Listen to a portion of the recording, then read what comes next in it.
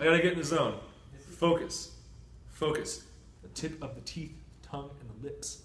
Okay. Brown cow, brown cow. Oh, now brown cow. The arsonist has oddly shaped feet. Okay. The Human Torch was denied a bank. And 3, 2. Hello, everyone. Welcome back to the RGVSports.com podcast. My name is Jon LaFollette, and I'm your host. And if you don't know who I am, I cover high school sports for the Monitor in McAllen and for RGVSports.com for the world at large. And if you're listening to this or watching this on Periscope, you already know what it is. It's RGV Week 4 already, and we're going to get ready to talk about some Class 5A teams. With me on my right, he is the man who puts the couch in the Ed Couch Elsa, Dennis Silva. It's good, homie. What's with the glasses? Dude, I don't know. I'm just feeling chill. Those are my glasses, by the way. For 32.5A. Yeah? I feel like I'm on a bye. So I'm just relaxing, homie. I thought you were always on bye. Ouch. I mean, what are you doing for the bye week? Anything special? You and the wife gonna do anything? No, it just... Are you just gonna refuel? Yeah.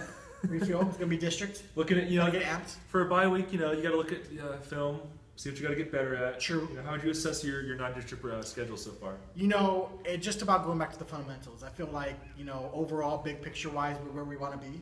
Really? But, yeah, I do. I actually do. But I feel like we can clean up a lot of stuff and we can just get better. And once we know how to play Dennis football, we'll be right where we think we want to be. Dennis Nation. Do you think I was going to ask, do you think the people understand what Dennis Silva 2 Nation is? If they don't, shame on them, John. Shame on them. Are there any injuries you're looking to bounce back from? Maybe some carpal tunnel, maybe some secretary elbow? Just an ego. Just you saying that I'm on a bye personally just got to me. I mean, I'm not going to begrudge you. It's a long year. It is. It's a long season. It is. It's a long way to RGV Week 13 or whatever it is. But anyway, as you said, your teams since there's 7 teams, no, there's 8 teams in your district. Yes. They're only allowed to play 10 regular season games, so everyone's on a bye week. Their non-district schedule's 3 games. Everyone's played their 3 games. Yeah. So you don't have a game to go to, which means we have to approach your part of the show a bit differently. Normally we talk about the game you would cover, maybe a second game you'd like to cover, and you make a lock of the week. We're still going to do a lock of the week, but let's just start, first of all, with just general news and tidbits, and then we'll talk about maybe just some of the teams, just maybe go like a non-district recap and talk about see where teams are. But first, just general news and information from 32.5A. General news. Well, Ed Couch Elsa quarterback Marco Aguirre, he hurt his hand. You were at the game, actually, the Edinburgh North game in the first quarter. Yep. He has a hairline fracture on the ring finger of his left hand, his non-throwing hand. He's expected to be out 2 to 3 weeks, but Coach Marshall is pretty optimistic, I guess is the right word, that he thinks he could even be ready for next week's district opener against PSA High. I don't know if it's 2 to 3 weeks. I mean, I guess. I don't know. It depends how bad it is. But I'm not a doctor, but he feels pretty confident that if he's going to be green-lighted, he's going to be ready to go out there. So that's good. Other than that, they're still banged up a lot. They're still missing. They're getting a lot of guys back. Running back Adrian Cardosa, among others. Their big one that they have missing still or out of action is their defensive lineman, Julio Contreras. Okay. He has yet to play a game this season. He's actually a pretty big piece for them. He's waiting on results from his knee. Other than that, injury-wise, everyone's pretty healthy for the most part. Everyone's gone through the non-district part pretty clean, and I guess that's good aside from Ed Chelsea going forward. Well, you mentioned Marco's injuries, and there's another injury for PSA Southwest. Yes, good point. Yes. And they lost to Gruya. And you mentioned this last week, saying that you would pick Gruya based on the information. You couldn't say what it was. Are you allowed to at least elaborate a bit more on that nature of the injury for PSA Southwest or anything along those lines? I am not. No. No? No, all that I was actually given for this week was it's team-related with Jesus Acosta, who's a pretty good running back in the district. But he is expected to be ready to play and to go for next week's. They play Donna. Okay. They host Donna High, PSA Southwest does. So that's good because that's a huge game for them. And he'll be ready to go. I mean, it could be Coach Jesus Reyes is pretty coy about these things. It could be an injury, it could be academic related, it could be, I guess, anything else related, behavior maybe. I don't want to speculate. All I know is it's team related in regard to their star running back, Jesus Acosta, but he will be ready to go for the district opener next week. And going back to Ed Couch, you mentioned obviously Marco looking to come back, but if he can't come back, are they going to go with Tay Valdez? Because I know in that Edinburgh North game, he carried the bulk of the offensive load the rest of the way. Granted, that was a really sloppy game because of the weather and whatnot, but is he going to be the go-to guy? Should Marco be able to, unfortunately, have to miss some time here, or what's their plan? What's their plan B? I imagine he did well enough. The coach Marshall really likes him. Just say he's one of those gutsy, fearless kids that he likes. But also, he understands what Jacket Nation is. He does. Whatever that means. You don't know what that means? No, I have no idea what that means. All right. So their backup, Andrew Segura, was actually out, or he left the game last Friday after the first quarter. Mm-hmm. He got some type of injury. He's usually the backup, which is why you didn't see him really as backup. They went to the third stringer, Moses Gomez.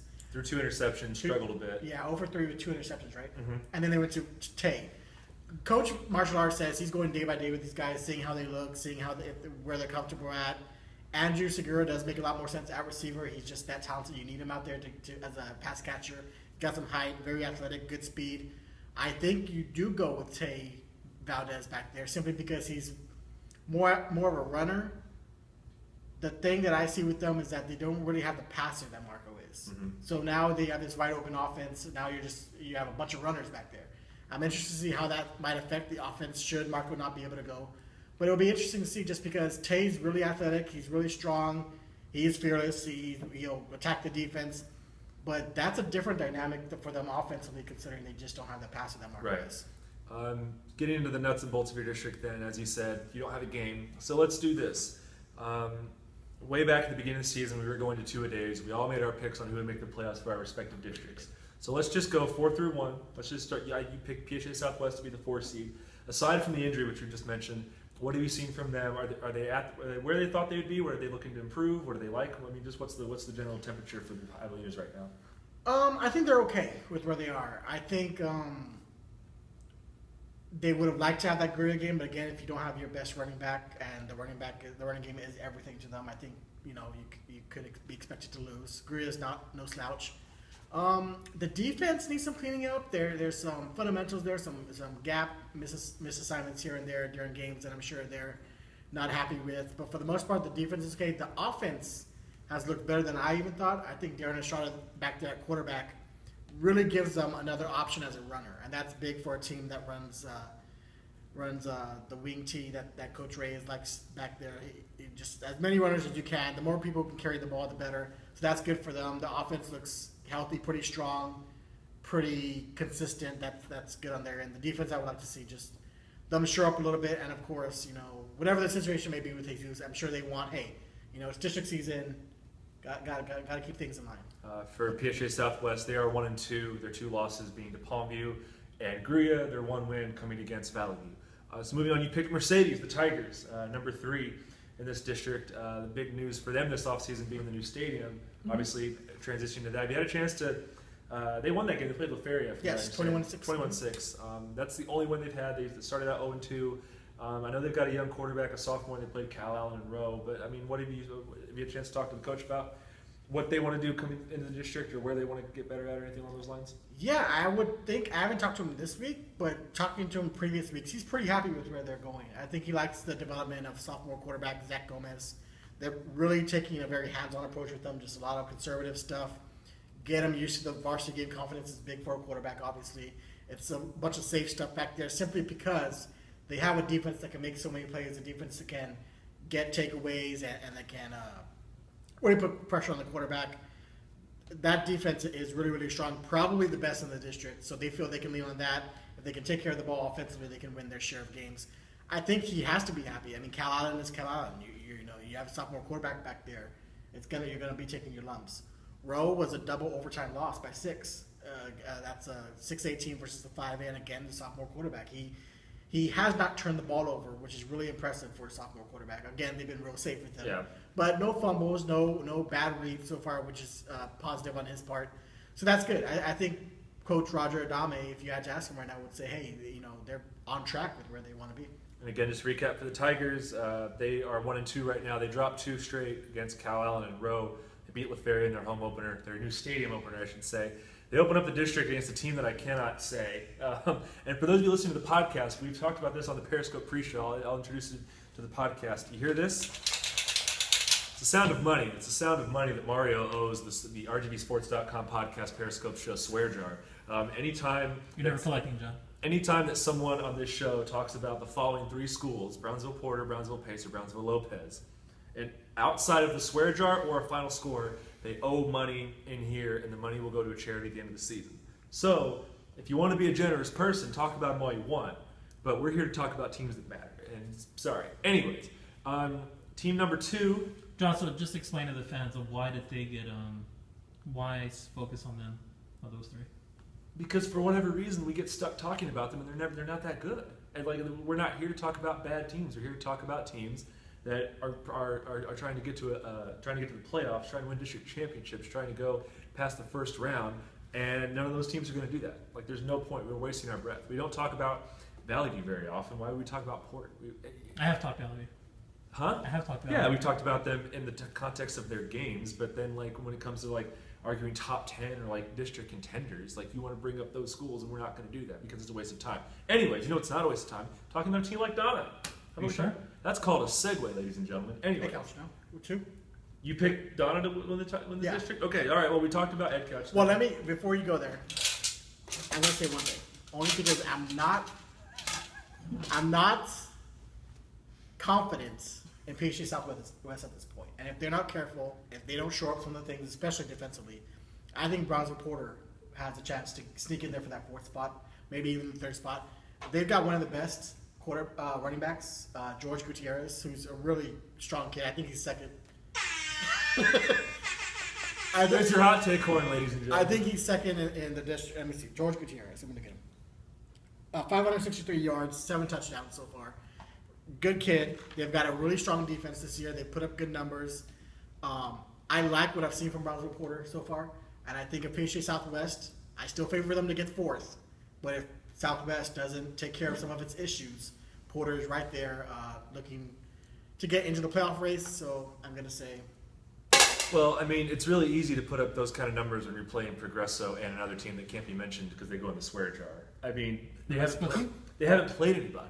And so, great, good for them. But, sure, I trust your judgment. If Southwest stumbles because they can't stay healthy, I wouldn't be surprised because this district, is there any real middle team here? There's your haves and your have-nots. Yeah, you got your Ed Couch and your Donna, and you've got your Mercedes, and then you've got the Donna Norris. You've got your other teams that I don't want to say because I don't want to owe money to the swear jars. Yeah, I will say, you're right. But it seems like last year's 31-5A where the 3 were already penciled in and number 4 was. Well, I will say this: it's Donna and Ed Couch. And I think it's Mercedes, it's PHA Southwest, it's Brownsville Porter. I wouldn't even really put Mercedes as safe because again, they've gone so safe offensively.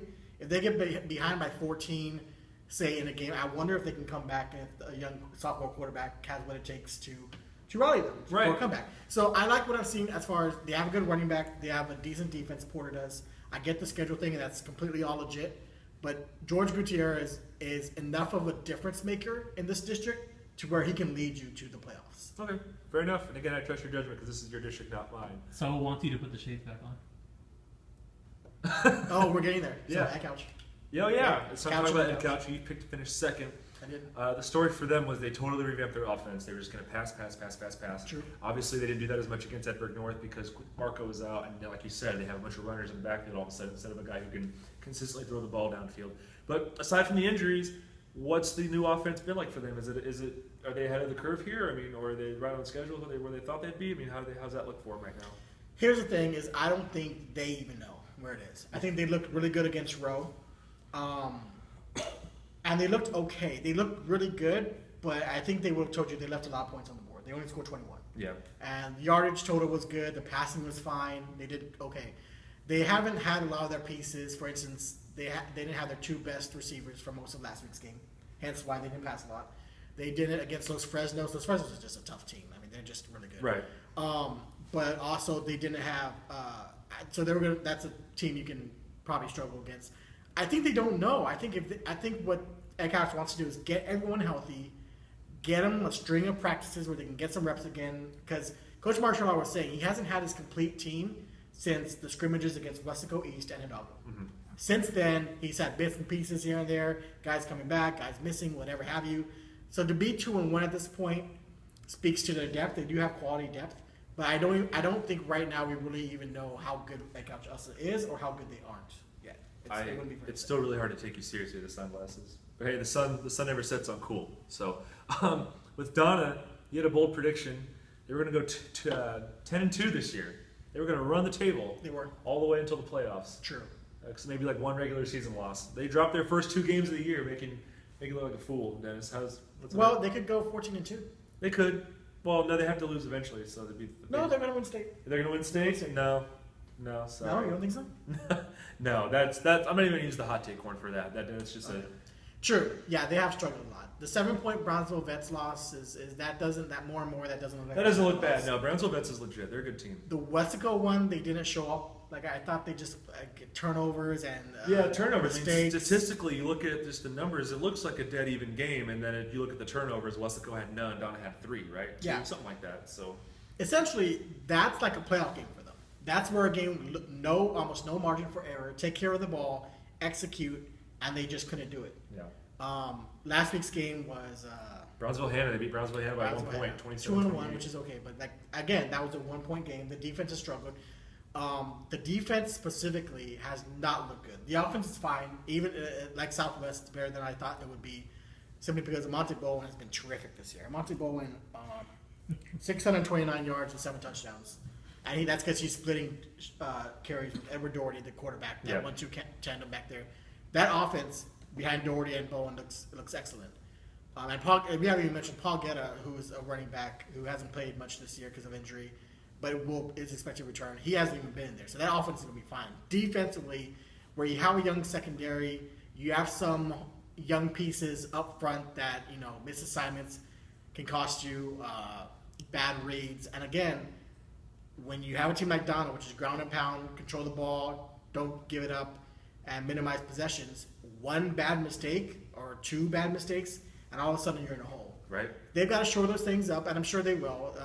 They have PSA Southwest would be a good start next week. That's going to be a quality opponent to start district off, and then you kind of go through some Brownsville teams, and then you're going to get to Egg Couch, and you're going to get to Mercedes, and then you're going to see where you are. Do you still think Donna takes the district championship, or are you going to switch? No, I think Donna still takes it. Really? Only because it's hard for me. I know more or less what Donna has. It's just a matter of them fixing their own mistakes. I don't know what Egg Couch Elsa has. And even Egg Couch Elsa at its best, most complete, I still thought Donna was going to take the district, and I'm going to stick with Donna. Okay. Well, there you go. Anything else from this district before we get you out of here and bring in our 31-5 reporter, Mr. Aguirre? No. I really do hope we kind of get to see Egg Couch Elsa at its healthiest. I do too. That Edinburgh North game, the first half of the first quarter, about the first 6 minutes, there wasn't any rain, and when there was no weather, and Marco was out there healthy. I mean, they were putting up points quick. I don't know if Edinburgh North just pooped the bed defensively that day. They had a bad day, or what was going on. But I mean, they had 2 touchdowns in the first 6 minutes, and the very first play from scrimmage was a 77-yard touchdown pass. Yeah. I mean, they could score quickly when they're healthy, when they're out there doing what they can do. And I like the offense. I really do. Yeah, the offense is fun to watch. Like when they're healthy and they're out there, they're really fun to watch. And that's my second time seeing them play. Granted, the first time was scrimmage against Wesco East, so you never really know. But just watching them go through the motions offensively when they're healthy, it's fun. It's fun. And I'm going to disagree with you on district. I think if Edcow stays healthy, I think they win. I think they do. I mean, it's very possible. I mean, those are, to me, the top 2 teams in the district by far at this point. Yep. I think that rounds it up then. It does. For 32-5A. And again, if you have any questions regarding 32-5A teams, hit Dennis up on Twitter. Where can the people follow you out on Twitter? At Den Silva 2. And if you want to hit the rest of us up, we're at RGVSports.com, or use the hashtag RGVWeek4 right behind my left shoulder here on the Dry Erase board. So with that, I think it's time to switch. I think Dennis is going to go on Periscope duty. What's good in the hood? And then we're going to get Mr. Mario over here to talk some 31-5A football. Don't you live in McAllen? That's not the hood. Hey. You know about me, son. All right, Mario, get over here. Let's do this. And again, for those of you listening to the podcast, we appreciate it. You're always more than welcome to join us on our live Periscope sessions. We do these a little bit late, and I know people have to work and have school and whatnot, but if you could join us, we're usually around midnight, 12:30, Tuesday going into Wednesday going into Thursday, and then Saturday going into Sunday. Well, Jimmy Fallon does okay at midnight, so I think we're okay. That's our competition, Jimmy Fallon. Whoop-de-doo. Anyways, Mario, how's it going? Hello, John. You do not have a bye week. No. you've got a pretty busy week. But Team no sleep. before we get into week 4 for you, any interesting tidbits or news or injury updates from 31-5A from last week? Yeah, Mission Veterans is All-State linebacker Hugo Cabrera. He's not going to play. He's more than likely not going to play. He missed last week's game. He got hurt in week 1 against Mission High, but he sat out last week, and Coach Gilpin thinks he won't play. They're just going to be a little bit cautious with him. That's a big blow, I think, in this game where Mission Veterans and PSG North, I think they're kind of evenly matched. I think even though PSG North lost to Bronzeville Veterans, I think that'll be a tight game as a staff. I think will be split with PSG North and Mission Vets. And then also they lost Johnny Martinez to a dislocated elbow. They think he might be back in a month, but he was, he was like one of their top 2 running backs. So that's a big blow for Mission Vets, considering that they haven't rushed for many yards up to this point. I think only 300 through the first 3 games, so that's not a lot. And they lose their leading back or second leading back, so that's a big blow for them. You mentioned the Mission Vets PHA North game. I assume that's the game you're going to be covering on Friday, or you got anything else in mind? No, that'll be it. Okay. When you look at that game, I mean, first of all, do we want to go into the other game you wanted to cover? Do y'all want to? Yes. Do y'all want to laugh and make fun of Mario? Yes. I think he's had his share. You can tell him. I mean, you won't be able to go to Pioneer after this. Well, no, I'll be able to go to Pioneer at some point. I got no problem with Pioneer.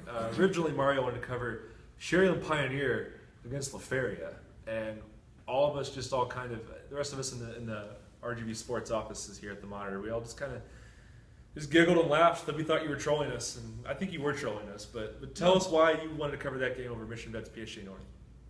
I got confused on the days that you were covering your game. I thought, since that was a PSG North home game, that you would cover it. Nah, I'm covering Game of the Week, Wesleyan Harlingen, which hashtag shameless plug. You can listen to in-depth analysis on that on tomorrow's show for the 6A teams. But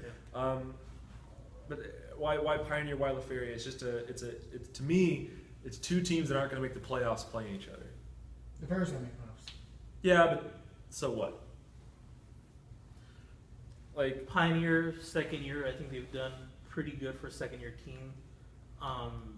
They could very well go 6-0, or 6-0. They play LaFeria this week, and then they play Valley View, which is winless. Valley View, they're more competitive than last year, but still they're winless. So I have Sherland Pioneer going.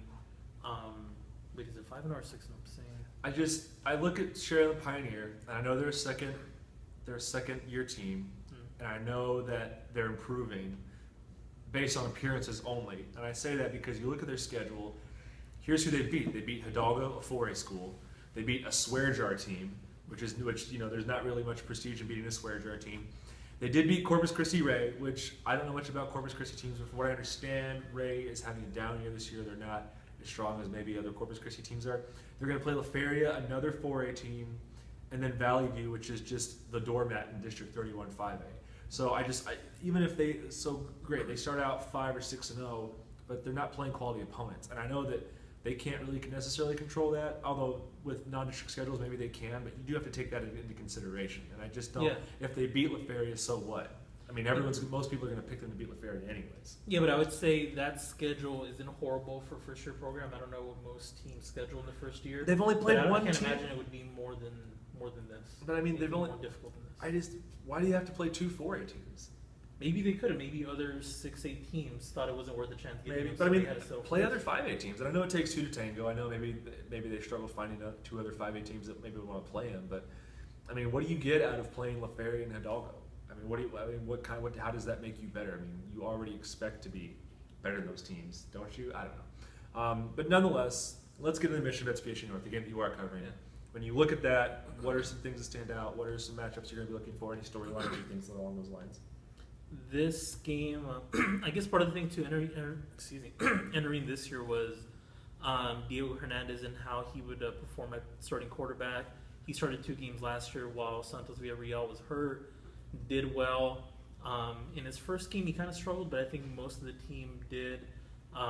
Coach Gilpin just chalked it up to first game jitters, but more and more I'm just paying attention to him and how he's progressing. He has a chance to be, I guess, the best quarterback in this district. He's still a junior.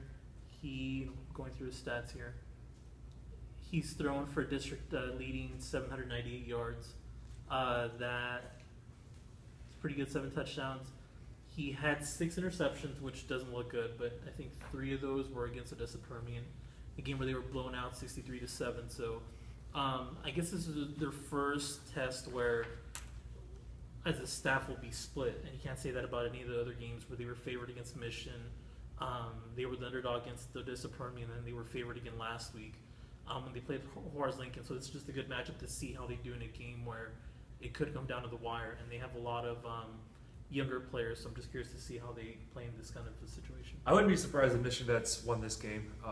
It seems like, based on what I read in your notebook that's out on RGVSports.com and in today's issue of the Monitor, it sounds like their offense is clicking, their defense is clicking. We were all really impressed with their win against Juarez Lincoln. Granted, Juarez Lincoln isn't a strong team, but they won that game decidedly, which is what a team like Mission Vets should do when they play a team like Juarez Lincoln. And meanwhile, PSU North, they looked like world beaters in week 1, scoring 78 points. Since then, their offense has just become this enigmatic thing that just, it works on some drives, and on other drives they're going 3 and out. And I don't know. I haven't talked to Coach Payne yet. I hope to do that tomorrow. But something's wrong with that offense. I don't know if it's just playing good defenses or what it is. But I wouldn't be surprised if Mission Vets won this game. I think it's going to be close. But yeah, certainly, I think this is a toss-up for sure. And one of the things too that Gilpin was saying was that he feels the secondaries performing really good, although you can't really, I guess they haven't really been tested because they haven't really played a strong passing team, and PSG North doesn't really pass the ball too much, so you won't really get a chance to see it against until they face Sherryland the following week. PSG North does try to throw the ball. They're not quite like Ed Couch where it's exclusively passing. They try to do as much balance as they can in terms of running and passing. George Olivares, he's their leading rusher and their leading passer. I think in terms of yards from scrimmage, he has like close to 800 yards. I have to go back and look at the stats. But the first game, week 1 against PSJ High, they threw for like 150 yards, and then since then, in ensuing weeks, I don't think they've gone over 100 yards in those 2 games combined. Their running game is still there, but the passing game is just invisible. And I don't know where it went. It disappeared. Maybe it went. Maybe it's hiding here in our swear jar. Yeah, I don't know. Underneath all the change. Anything else with that game, or you got another game to talk about if you wish to cover? I know that Dennis was high on the PSG Memorial Edinburgh Vela game that's going to be on Thursday. Trolling. That was trolling. That's trolling? Yeah. I think Vela wins, but I'm curious to see it because for both of those teams, that's going to be by far the strongest opponent either team's had so far in the non-district schedule. You know, PSG Memorial, they played Juarez Lincoln, and then they played PSG High. They were going to play Roe, but that game was canceled last week because of the weather. Meanwhile, Vela, who they played? They played a swear jar team, and they've played Harlingen South, and then who did they play last week? La Jolla High. So, again, I favor Vela, but one thing that concerns me is their defense. So I would not be surprised if I see Memorial. They're a very good passing team. Their offense, is, at the moment, is one of the better ones in 31-6A. I would not be surprised if Memorial puts up 30-plus points on Vela. Even if Vela scores 50-plus, I think Memorial's going to hang around. Yeah, but I mean, that's never really been an issue. Like, you would want to see them play better defense, but they've never really been in a tight game last year, other than the one they lost, which was tight through 3 quarters, 3.5 quarters, and then Rio Grande City, where they won 21-20. Other than that, I don't think their defense has ever really been a concern where it cost them the game or it'd be played a close game. So I don't really see that as being an issue. It'd be nice to get the best of both worlds, but we'll take this for now. Rio Grande City last week had the big win of the week. 2 big wins in 3 weeks. I know they had the upset there when they lost to Port Isabel. They're going to be hosting Corpus Christi King. Corpus Christi King should be noted. They beat Weslaco last week. You see another hashtag Shock the Valley moment from the Rattlers, or do you think this one's a bit more one-sided here? I think it's one-sided. I think King takes this. Yeah, I think King takes it too. Sorry, Rio Grande City football. Of course, we'd be happy to have you prove us wrong again and troll us on Twitter some more. I was telling Greg we should have one of the podcasts at Rio Grande City, or have them come here, like the Channel 4 show. I'd be totally okay with that. Yeah. I'd be totally down for it. The only thing is the Rio Grande City's forever away, and we don't do this podcast till like midnight. So I don't know. We'll figure it out. Anything else from this district before we get going? Or Roma plays La Palmview. Yeah, I was about to say that's probably the second biggest game of the week for this. Probably the biggest game of the week. Yeah, and I think if had Palmview won last week, I think that would have been a more serious contender for game of the week. Mm-hmm. But in losing to Rio Grande City, they kind of fell off a little bit, and I would imagine Roma would be favored. Maybe heavily in this game. I don't know about heavily. you just look at these teams. I think the thing that separates Roma, because offensively both these teams just love to run the ball. They both have terrific running backs. Joel Pena for Palmview, and the name of the running back at Roma escapes me. What's his name? Ramon Big Game Espinosa. Ramon Big Game Espinosa. Both those guys have put up terrific stats. We've talked about them in several podcasts. The thing that separates this one, for me at least, and I don't know about for you, it seems like Roma's defense is going to be the big factor here. Yeah. I mean, how do you see that matching up in terms of Pena going up against does the Roma defense have a nickname? As far as I don't know. What about you, Dennis? No? I don't think so. They're too busy playing defense. Well, nonetheless, why do you see this matchup working out? I mean, Roma hasn't really allowed a big game, whereas Palmview kind of let Rio Grande City score more points than any of us thought they would score. Mm-hmm. So just in that, I think Roma's shown that it's consistently a pretty good defensive team. Last year, I think to start the year, they were top through like 4 games or something, but still they held on to be like a top 2, I think, defensive team, if I'm not mistaken. But I just think they're not perfect either. They still have to work on their passing game. Through 3 games, they are at 62 passing yards, and they didn't complete any. So I think in a game like this, where they could get ahead maybe by halftime, it'd be good to see their passing game develop a little bit more. They have a junior quarterback in Andy Marroquin, who was in JV the year before, if I'm not mistaken, and he hasn't really had many attempts, but I mean, they're young. The wide receivers are young, so it'd be good to see them trying to develop that part of the game for when the playoffs come around. Yeah, absolutely. That sounds fine to me. Before we go, you have a lock of the week. Lock of the week. Lock of the week. Like you and Greg Luke are 36A reporter. You're Dennis the didn't have one. Did he have it? Dennis, well, he missed out on North. He's dead. He's done. But last week, he picked Hidalgo over Port Isabel in an upset lock of the week. Apparently, he doesn't understand what lock of the week really means. But that game was canceled because of rain. Maybe I don't see it as an upset. Dennis gets a mulligan for last week because of the weather. I picked Palmview, and they let me down horrifically. I thought I was going to run the table this year. I went because Joel Pena had like 8 touchdowns going into that game, and Rio Grande City's had less than 8 touchdowns all in those 2 games as a team. I thought Palmview was going to run the table at least against Rio Grande City. Pena had a really good game. They let me down. They absolutely let me down. Yeah, Pena had a good game from what I understand. But look at the schedule. Anything that sticks out? Can a lock of the week be for a team outside the Valley? No, you got to be no, you can't. Well, I mean, you already did the Mexico team. I know. No, from now on you got to stay inside. It was funny because it was Mexico. It was the Mexican team playing one of our swear jar teams, which Can't that's go past international that's borders. funny. No, Yeah. that's funny. So, Roma over Palmview. really, Yeah. have you picked Roma before? I think you've already picked Roma. You picked Roma. You picked Roma over Figueroa, didn't you? Didn't I? You write these down. You've already picked Roma. You've picked Vela, Roma, and then you picked the Mexican school last week. So you can't repeat here. Give me a better one. Pioneer over Ferry. Okay, there you go. See, I don't think you're trolling. I don't think you're trolling on that one. So good for you, Dennis. We forgot to do your lock of the week. He's taking the bite from that too. Yeah. When you look at the schedule, and hopefully check the weather.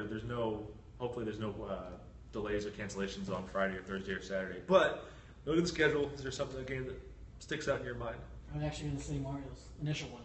I think Roma beats Palmview. Okay. My initial one was Alexander over Sherryland, but he won't let me. No.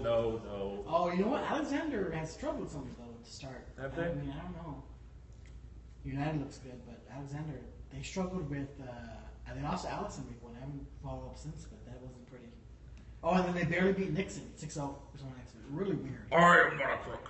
Why would you? Is it really named after Richard Nixon?